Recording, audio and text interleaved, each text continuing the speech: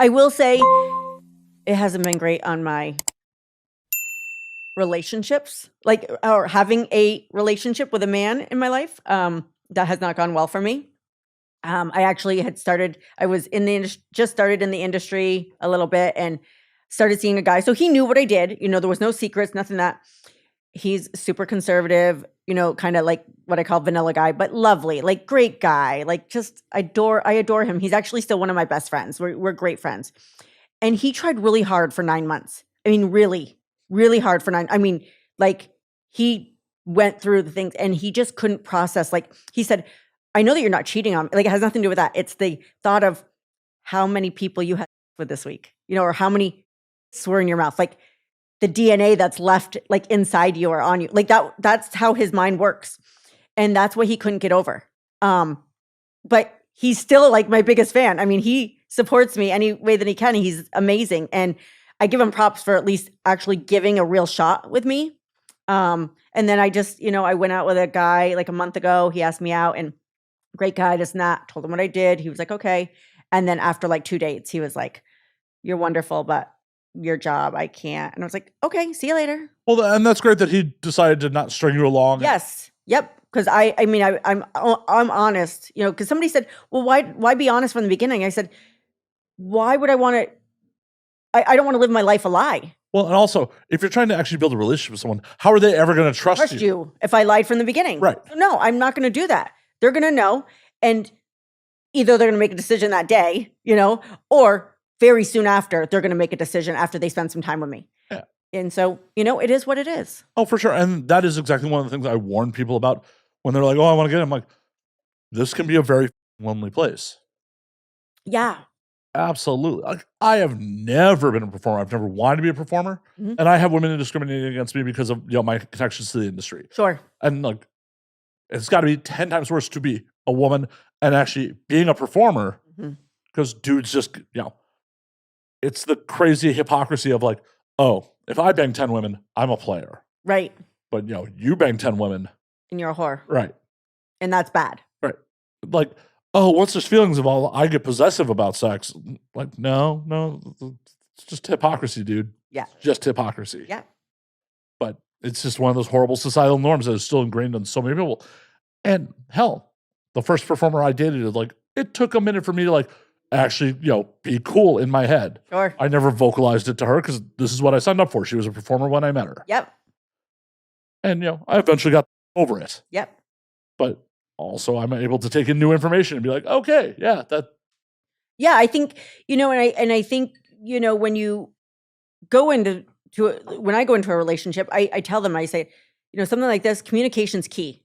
And I said, I will never come home from a scene or a shoot and be like, oh my God, guess who I today? Like, I just think that's rude. Like, I would never say that to my partner. What if it turned them on? If that's something they liked, then yes. But in general. How are you going to find that out though? Well, because I'm going to have this exact conversation. And but if they ask me direct questions, I will answer any question they have. But I'm not going to be like, oh, so-and-so, and he was so great and yada, yada. Because I'm not trying to hurt their feelings, especially if that's, this just really isn't their world. I still want to be respectful to their feelings, to an extent. I mean, yes, they know what I do, and there's certain things we talk about and certain things we don't, and that's okay. For sure. I think it's a balancing act because I don't think it's disrespectful being like, I had a good day at work. Yeah. Because it is the job. Right. As long as, their needs are being met as well. Like, absolutely. And that's got to definitely be a balancing act. I mean, for me, God, every time I shoot and then know that I'm going home, like I couldn't wait for my boyfriend. Like that's all I want to do. I just want to rail him. Like, and he's like, you just like, we're a week in LA and all you want to do is come home. Like, don't you want a break? No, I want you.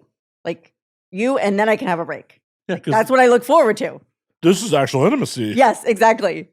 That is, performative. Yes, totally different. And not even necessarily all that pleasurable. Yeah, sometimes it's not.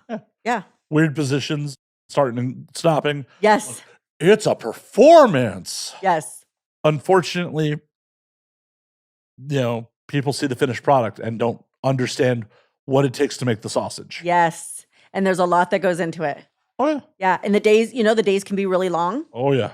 because people are like, oh, you might, and they think, oh, well, if you're not on set, then you're not working.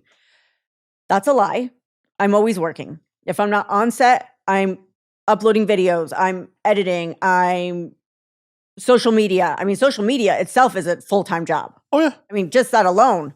So there's always stuff being done. So if I'm not shooting, I'm still doing stuff. Oh no, this is an entrepreneurial position. Yes. You are self-employed. There is no clocking out. The No. job is always on. And especially when you have an international fan base, it's not like you could keep business hours and be like, it's after 5 p.m. Sorry, Yeah. the office is closed. Well, the guy in India doesn't go, it's 5 p.m. in the States. That's right. He's like, no. I want your attention now. Yes. Yep.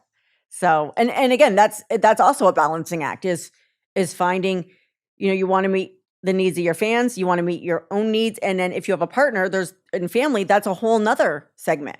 So I think it can be a lot to break up and figure out, but you can do it. Oh, it's definitely doable. Yeah. I know plenty of people that are in successful relationships. Yeah. It's also a lot of trial and error. I've watched a lot of people go through a lot of bad relationships over the years too. Yeah. Because unfortunately, the tale of old time comes in. Some Captain Save-A-Ho shows up. I will save you from this life that you've chosen. I will flat shower you with gifts and money, and then all of a sudden resent you for it a year later when you're not working. I've taken you away from the profession that you wanted to have. Right. Yes. I love the Save-A-Ho stories, and there's so many of them. And I'm never going to be a Save-A-Ho girl because I never have been, and I never will. I've always done everything myself, and I will continue to do so. I don't want to depend on somebody. Well, nor should you. No, but there's a lot of that mentality. I don't think it's like people get into this thinking like, oh, some dude's going to save me one day. I think it's one of those things where like, because there are definite swings in people's careers, there's definite ups and downs. Mm-hmm. When someone, in a lot of cases, love bombs people. Yeah. And they've had a rough go at it, relationships. Oh my God, this wealthy, well-to-do, dude, he wants me. He wants me so much. He's willing to, buy me a new life. All I have to do is give up this thing that may not be making me all that happy anymore. Right. Sure. Sounds great. Until that's not making you happy anymore. Right. Until your independence is gone. The dude starts to resent you because you're not contributing financially to the household. Right. And it's such hypocrisy because you were a performer when he met you. Yep. That's what brought him to the party. Absolutely. Like if you were just a server at Applebee's, I don't think he would be trying to save you from this life. No. And it's interesting. There's so many people who think people in this industry need help, need saving. They didn't choose this. Yeah, I chose this. I left a career and chose to switch, and this is what I wanted to do. And I'm really happy doing it for the most part. I mean, obviously there's ups and downs, but it's a job. It's a job. No job is perfect. Right. No job is perfect. But in the big scheme of things, I am happy doing what I'm doing. And it's something completely different and allows for me to be creative on a different level. And, there's a lot to be said about that.